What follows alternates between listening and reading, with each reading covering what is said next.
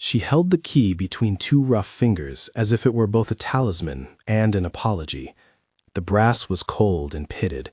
The ribbon threaded through its head faded to the color of old tea. It had no shine, no polish. It fit in the palm of her hand like a secret that didn't belong to the room she stood in now. The room with velvet curtains, a clock that never stopped ticking, and portraits that watched every entrance as if waiting for betrayal. "She has nothing to offer us," Margaret said to the small crowd gathered along the long dining table, but her voice didn't need to reach further than her son. Her words slid across the silver and landed heavy on Jacob. "Not money, not education, not pedigree. This is a family, Jacob. You don't bring this." Jacob's fingers tightened on the rim of his glass until the crystal complained. He glanced at Emily without speaking. She sat slightly apart from the polished surface of the family, a simple dress softened by the rain that had followed them from town, her hair pinned back with a practical hand. There was a calm to her that had nothing to do with couture and everything to do with the way she folded her napkin, not because she had been taught, but because she couldn't afford to let things become messy.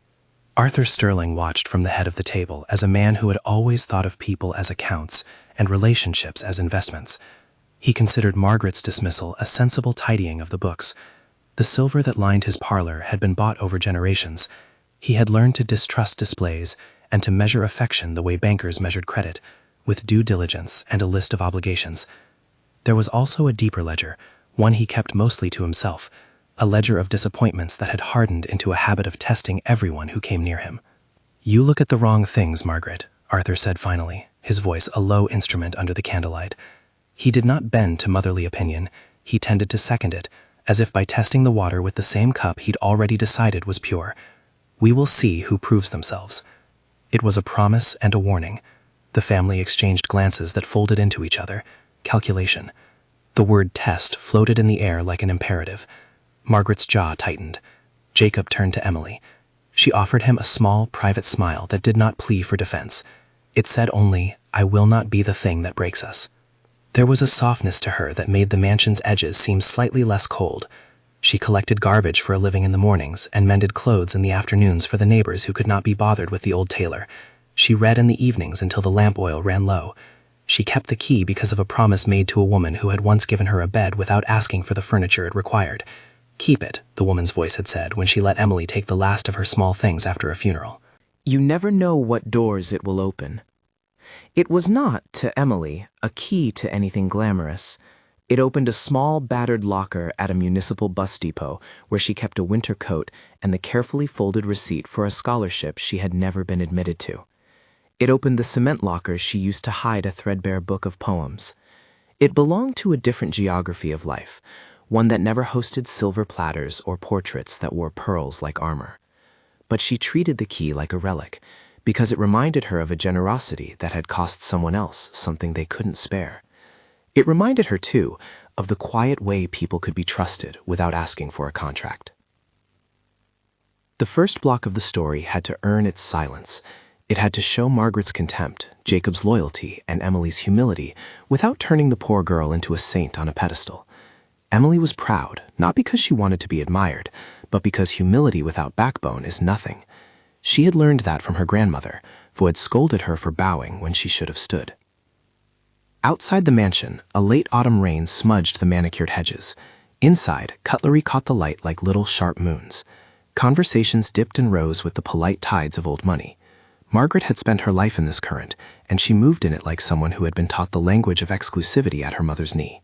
To her, Emily's key was a triviality, because the real threats to her family's name were obvious: scandal, debt, attachment to those who might not know how to keep face. Jacob noticed these things and nevertheless chose differently. He had a habit of seeing Emily as she was when no one else could be bothered, whole and generous and deliberate.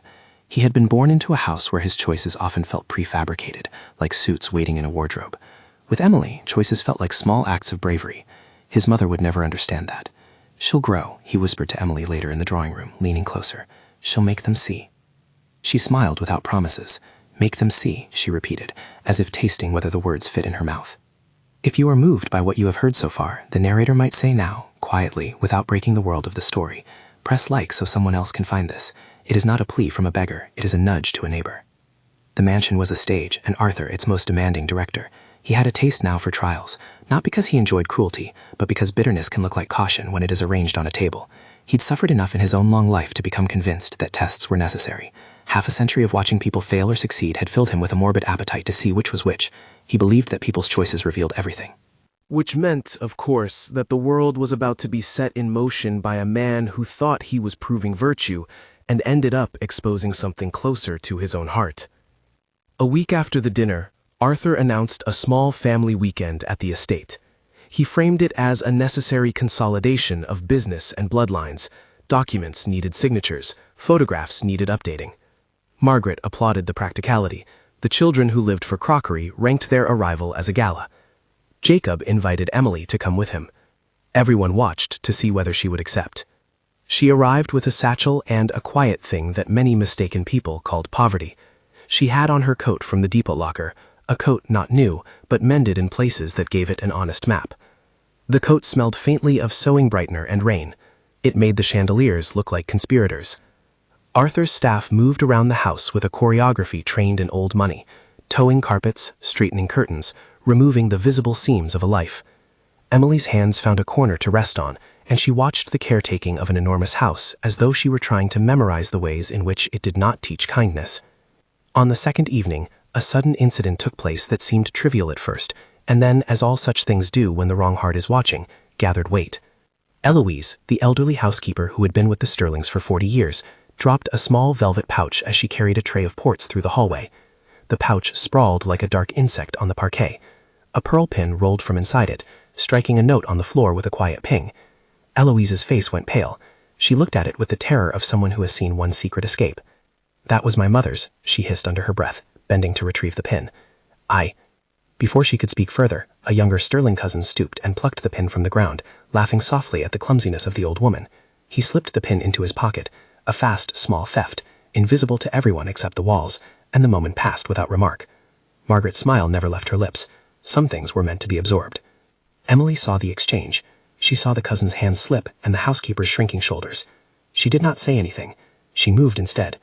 Later that night, when drinks had thinned into small talk and the candle wax had pooled, Eloise appeared in the back corridor, cheeks wet with a fragile grief. She had misplaced an old locket, a keepsake she could not afford to lose, and a memory whose currency was more than money. Arthur, amused by the sudden sentimentalism of a servant, dismissed it as the eccentricity of age. "We have insurance," he said with a small smirk that managed to insult both sentiment and memory.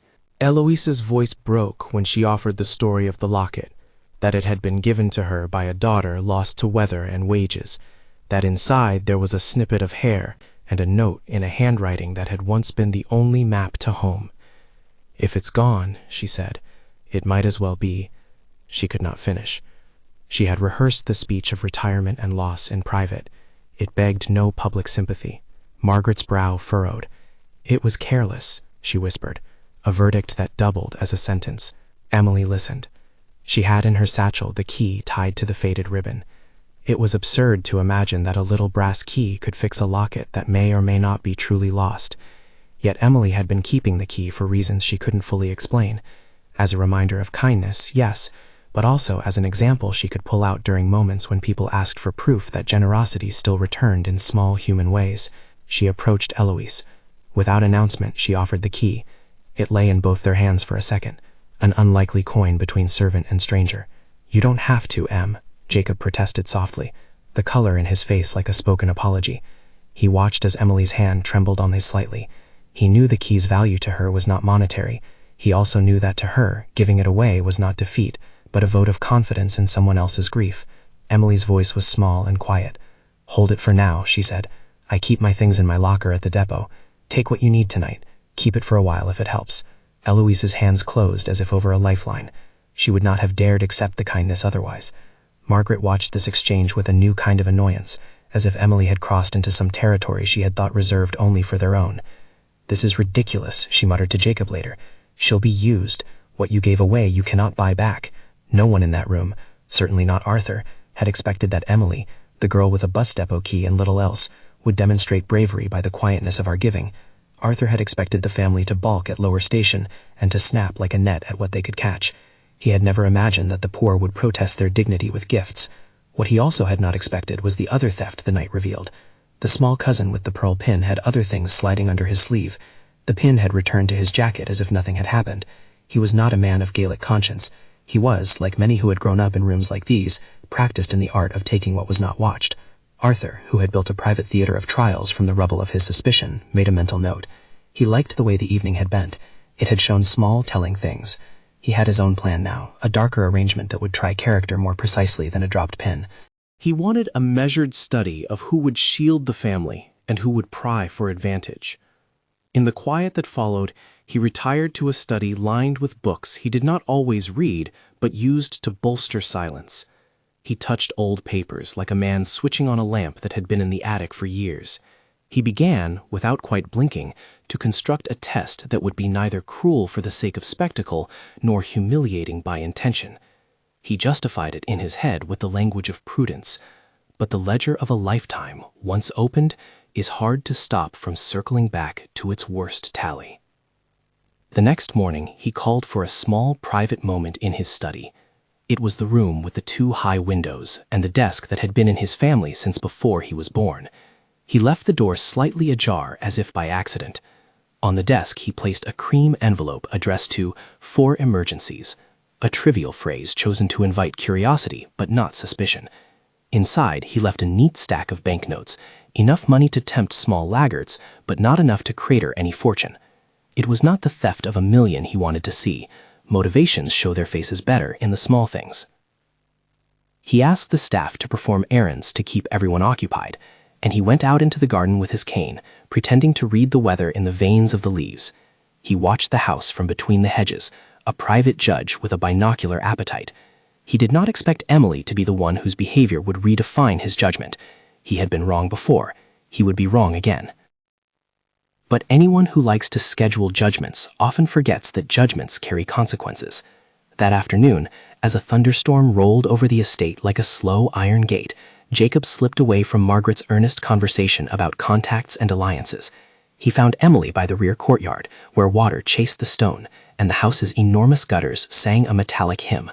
She had left her umbrella inside, and her coat was already a map of rain. Jacob offered to walk with her under his coat like a reluctant umbrella. They passed by the study door on the way. The envelope glowed faintly under the lamplight. Emily paused. Rain traced the back of her hand. She read the envelope on the envelope and looked at the closed study that belonged to an old man who liked to weigh human souls. "For emergencies," it said. The phrase fit like a small joke. She could have turned away, as many would when faced with temptation no matter how small. She could have looked the other way. Instead, she did something simple that would not take long to declare what kind of person she was. She knocked once politely and slipped the envelope off the desk into the slot of the door without opening it. A gesture, a correction.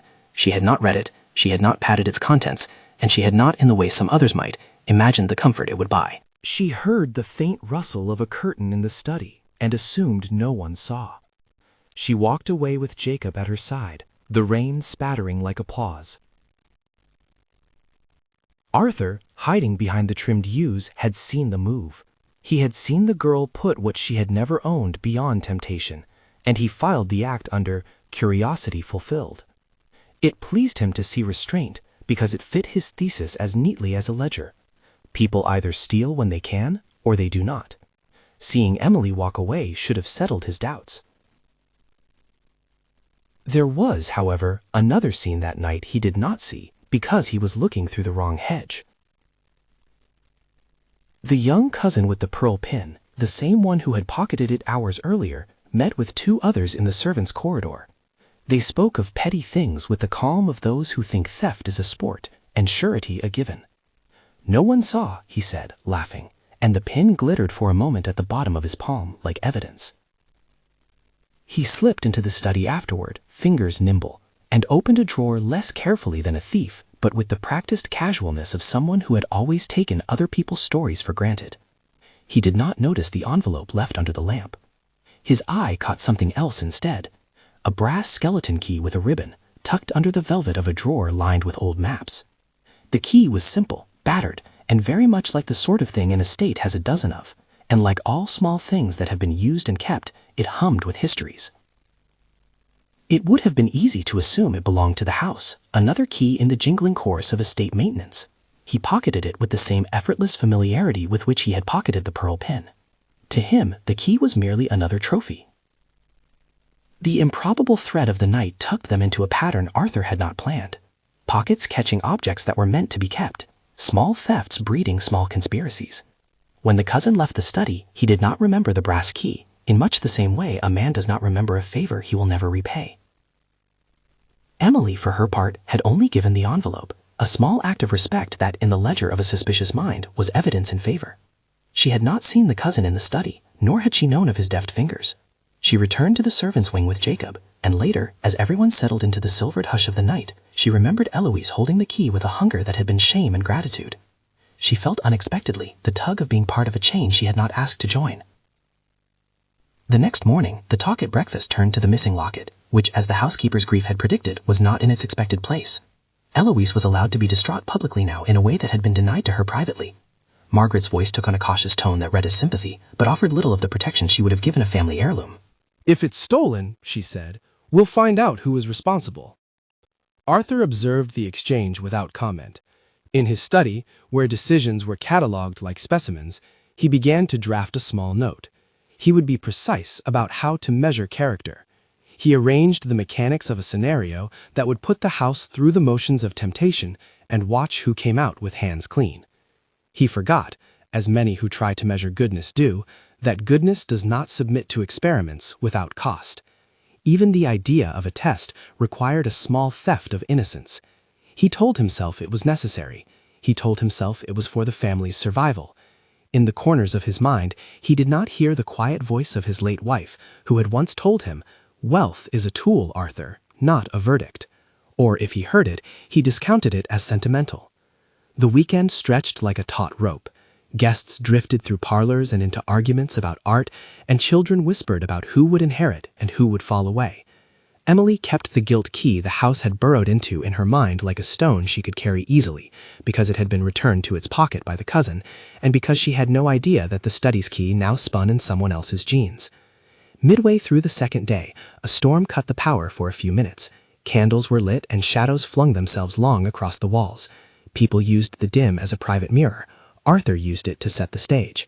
He slipped into the drawing room where the family had gathered, and in a voice softened by the dim, he stood and said something neither of them expected, that he had long considered making changes to his will. The room inhaled. Margaret fanned the air like someone who had been given a warning about a leak in the roof. Jacob looked at Emily, who did not know whether to smile or step back. Announcements like this traveled through the house like a rumor looking for a roof. "I want someone who will do the right thing," Arthur began. He spoke of deeds and character as if selecting an heir were like choosing a gardener. "I want someone who will act with the family's best interest in mind when no one else is looking. I have been wrong before in trusting faces. I will not be wrong again." There was applause from the more obvious heirs. It was the applause of people who believe that ownership is natural and duty follows name. The silence that followed for Jacob and Emily was the familiar hush that belongs to those who have more to lose than the room can always read. He announced then that he had placed something in the study that any of them could find if they were so inclined, but that he would also give them a better measure. He would leave the papers to his lawyer the next week and ask for all those present to be taken into account. His declaration was a gauntlet and an invitation. Emily's hands went to the little ribbon around her neck. The brass key there felt like a small heart beating. She had not planned to win anything. She only wanted to continue to live with dignity and to keep doing the right thing when the right thing asked nothing in return. That was the secret of her courage. It was quiet, steady, and not dramatic. From the margins of the room, Margaret's eyes narrowed. Her plans for status, for alliances, for carefully brokered marriages that would strengthen the ledger felt suddenly railwayed by the possibility of someone like Emily walking into their balance sheet with clean hands. She would not have predicted how vulnerable that prospect would make her feel. The scene was set, the props in place. Arthur's test would be small, the kind of thing that catches character better than grand gestures. He had left a temptation out in plain sight. He had, in his own way, scattered little pebbles to see who would pick them up. It was a practice that had grown out of fear and lived on out of habit. No one, least of all Arthur, could say precisely what would happen next. People act with the logic of their lives, not the plots we script for them. That unpredictability is one reason stories matter, because even the most controlled man in a house of portraits cannot account for the small, brave decisions that happen when someone gives up what they love for someone else. Later that day, when rain again drew lines down the tall windows and the house seemed to hold its breath, Emily found herself in a corner of the greenhouse, where young Leo, a boy of 10 who often tagged after Jacob and loved small mechanical things, was in tears. He had been playing with a small toy he loved, a delicate model car, and it had broken between his hands. It was a toy Jacob had brought back from the garage sale, the sort of thing that carried more affection than value. The wheel lay in the dirt like a comet, and Leo's face crumpled with the sort of grief only a child gives to a small possession. "Easy, Leo," whispered Emily. She knelt. Her fingers were quick at the tiny mechanism. She reached into her satchel, pulling out not thread or glue as one would expect, but the old brass key. The absurdity of it made Leo look up, puzzled. "This will make a good axle for a moment," she said. "Hold still." She threaded the key through the car's broken axle, engineering a strange but perfect fix, the brass gliding into the hole like a borrowed limb. The car rolled again. Leo's smile lit him like a small proof of resurrection. "Thanks, Em," he said, and the two words were an absolution. Jacob watched from a step away, his chest something like a drum. The key's ribbon caught in the greenhouse light and flashed with the same humility the estate's chandeliers failed to imitate. It was a minor thing, a child's toy, a small cobbled repair that used a key in a way its maker had never intended, but Arthur, who at that moment walked past the greenhouse on his slow circuit, saw the scene from a distance. He saw the woman kneel, the child smile, the brass catching light. He might have dismissed it as one of those household niceties, a small human moment among the polished. He might have been content with watching from the hedge. Instead, he allowed himself to be moved, not to generosity, but to curiosity about the utility of such an action. He noted the key and remembered the key he had found missing from his own drawer the night before. The memory of a similar brass shape lodged behind his ribs like a question. He made another small note for his ledger. The girl had used her prized possession to help a child without expecting anything in return. The cousin who had put the house key in his pocket that same night had seen nothing of this. He returned to his routines, the pin peeking loose in his jacket like an unacknowledged sin. He had not considered that taking a trinket could cascade into more complicated economies of loyalty. Arthur retired once more to his study, where the envelope remained where she had placed it, unmolested, unspecked, untouched by the hand of greed. He let the image of Emily repairing the toy linger like a note he could not strike from his memory. Men like Arthur do not often hear the phrase, "I gave it away," without feeling that their own barometers have been set wrong. They do not like being reminded that riches cannot buy every kind of fidelity. That evening, he took out a piece of paper and wrote a note in a hand that had long since stopped being tender. It read, succinct and firm, "Look closely. Character reveals itself in small things." He folded the note and placed it inside the very envelope Emily had found. It was a small concession. It was also a test built from the same flawed blueprint as every previous one he had ever arranged. He told himself that he would use measured observation, not cruelty. He had not yet admitted that the cruelty was in the staging rather than the outcome. He had not yet seen that the experiment itself required humility, the one thing he struggled to manufacture. He told himself that the note would not humiliate anyone, only clarify. He did not know, of course, that the brass key he'd found in the study drawer had been pocketed by someone else. He could not predict that the little brass he had seen shining in Emily's hands while she fixed Leo's toy was not the same as the one he kept in his drawer. He could not foresee that the web of small choices, a pocketed pin, a returned envelope, a child's repaired toy, would knot into something none of them expected. Outside, the rain tapered into a hush. The house exhaled. Inside, hands moved with ordinary tasks, and people lay plans like nets, intending to catch only what mattered. Emily fell asleep that night with the memory of a child's laughter in her head, and the ribbon that had once held the key now tucked inside her satchel. She dreamed of doors opening softly, of small, warm rooms where no one measured the cost of a kindness. She did not dream of fortunes. The next morning, a discovery set everyone in motion. Eloise's locket had been found, not lost in the garden or under the cushions as some had suspected, but hidden inside a kitchen utensil drawer where only someone with a knowledge of the house would look. It had been placed there carefully, as if by someone who wished to hide rather than haunt. The pearl pin had been returned to the velvet pouch as neatly as a confession. The house buzzed with guesses. Margaret sniffed victory at the idea that the locket was not stolen, but misplaced by forgetfulness. Arthur sat with his ledger, trying to deduct what the finding meant. A suspicion ran quieter than the gossip. Perhaps the person who had returned the locket had done so from principles other than property. Perhaps, people whispered, someone had decided to set things right. Emily learned of the locket from Eloise first, who embraced her with a gratitude so raw it hummed. The warmth of the housekeeper's thanks warmed something in Emily that had been cold, for reasons she refused to call bitterness. "You gave me that," Eloise said, half crying into a hand that had been roughened by work. "You gave me the key." Emily's mouth opened, then closed. She explained she had offered it only to lend comfort, to hold something while the house's rhythm changed. Eloise held her gaze and squeezed the satchel's thread, as if to ensure Emily did not need the key back that night. "It kept me from losing my past," Eloise said simply. There was an odd ripple in the house after that. People talked in corners. The world of a great family is maintained on whispers and the neat backsteps of rumor. Arthur took note of the oddity that his carefully arranged test had produced a return not of theft, but of restitution.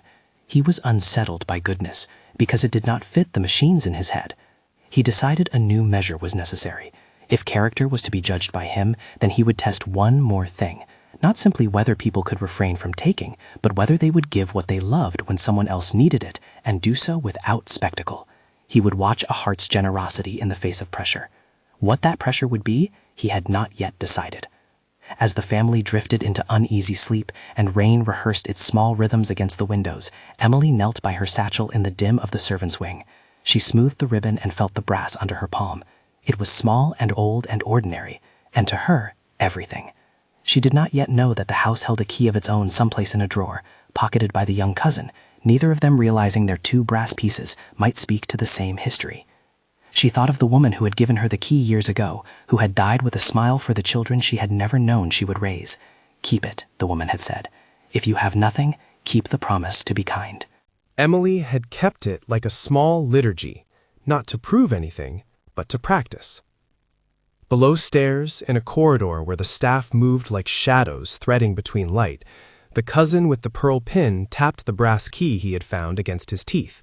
He did not expect consequences beyond a fleeting sense of belonging, that presumed the family would always prefer its own.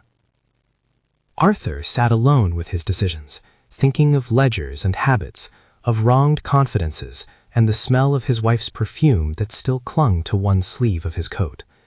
The house felt like a test he had built for others, not acknowledging that it had also been built for himself. The story was set to unfold, a small key and a larger question, a woman's dignity, a mother's concern for status, a son's loyalty, the patriarch's tests, and the house's long appetite for inheritance. The stage was prepared. The characters had been placed. The only thing waiting to happen was the turning of a simple mechanism, a tiny act of giving that would not, any of them guessed, be as small as it looked. If you want to keep following this story, to see which choices become a family's future and which decisions simply show who we are, subscribe and stay with us for what comes next. The day Arthur called them all to the drawing room, the house seemed to shrink around the news. Word traveled like a nervous current. "Meet the master," he said. He had something to say. Margaret smoothed her gloves with a hand that did not tremble. Jacob stood beside Emily as if his shoulder could still the world. The cousins drifted in like birds to a feeder, some curious, some hungry.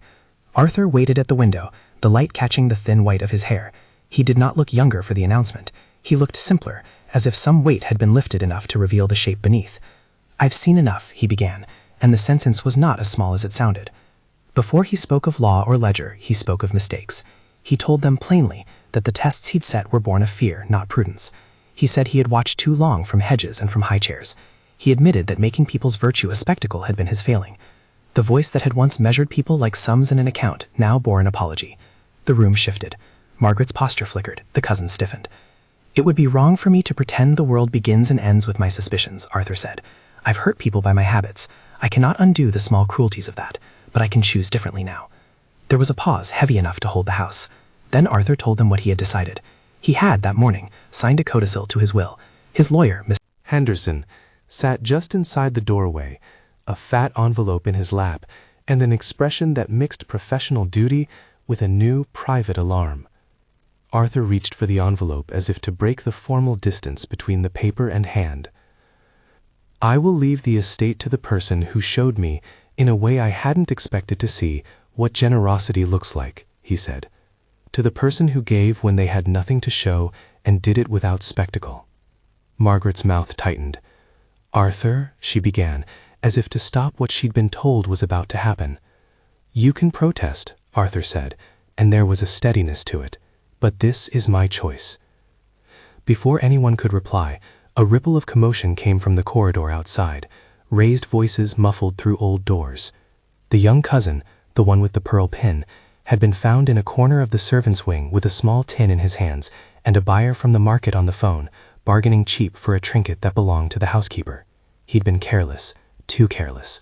The staff, who kept an eye on people who thought the world conferred immunity with a name, had followed a lead and found the pin tucked under his mattress, and in the same jacket pocket, a brass key that did not belong to him. They brought him in like someone who had been caught petting a prize he had no right to claim. The cousin's face was in that pink hue of embarrassed temper. He insisted at first that he had found the key in the drawing room, that perhaps someone had left it out. His voice was a practice thing, plausible, loud, ready. But Eloise, who had gathered herself after the morning's relief, came forward with fingers that had known all the walks of the house. She pointed to the ribbon, faded, coffee-stained, and said with a certainty that silenced even the most seasoned liar, "That ribbon belongs to a woman who keeps things for a living. She wears it like a promise."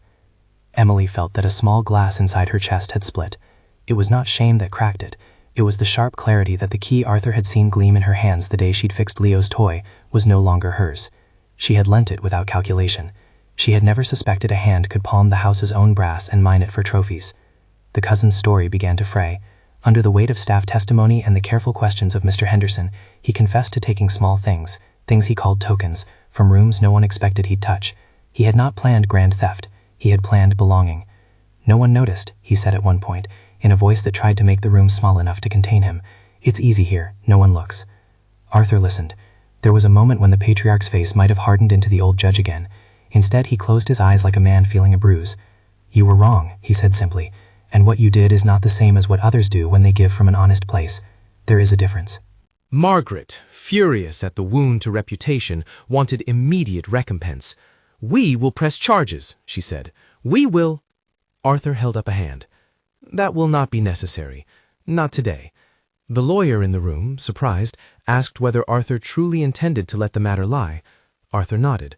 "There are consequences," he said, "but the law and I are not the same judge. I have reconsidered who needs the estate to do good." He turned and fixed his gaze on Emily as if he were reading the ink left on the back of a page. "You gave me something when I had nothing that I could measure by money. You returned, in a way I did not cause you to return, an honesty that I had misplaced." The room leaned collectively. Mr. Henderson opened his envelope and read the codicil aloud. Legal words followed. "I, Arthur Sterling, being of sound mind, do hereby add to my last will and testament." The lawyer's tone brought the weight of formality into the domestic absurdity of the family feud. The codicil named Emily by full name, Emily Hart for the record, and spelled out that she was to receive the majority of Arthur's estate, with instructions to establish a trust to maintain the property and to fund programs for education and housing in the town. The trust would protect the house so that it could not be sold off without the consent of a board that Emily would appoint, including representatives from the local community. A gasp ran the room like wind. Margaret's face went white in a way that said she felt a cliff under her next step. "You can't do that," she said. "You can't give the home away to her. This is madness." "You can contest," Mr. Henderson reminded her, with the calm of someone who knew the form of fear. "Any will can be contested, Mrs. Caldwell, but the test is whether Mr. Sterling was of sound mind when he signed. He was. These papers are witnessed. They are legal." The cousins erupted into noise, complaints about loyalty, about blood, about duty. They began to speak the language of entitlement, the words polished over generations in rooms like this. Jacob felt something like a wave pass through him, half shame, half relief. He had known what his choice would cost him to make, and Arthur's decision made it heavier and also oddly simpler. Emily's hands were clenched into small fists. She had not expected this. She had never desired wealth, but she had always wanted dignity and the chance to repay the kindness she had received. To hear her name pronounced in a legal voice reconfigured her life in ways she couldn't yet plot. Arthur raised a palm to quiet them. "This is not to humiliate anyone," he said. It's to correct an error in my counsel. I've observed enough to know that stewardship is not a matter of birthright. It is a choice. I saw that choice the night Eloise's locket was returned, and later, when Emily—" he paused as if finding the right word— "when Emily gave someone else what she had without bargaining for accolade or gain."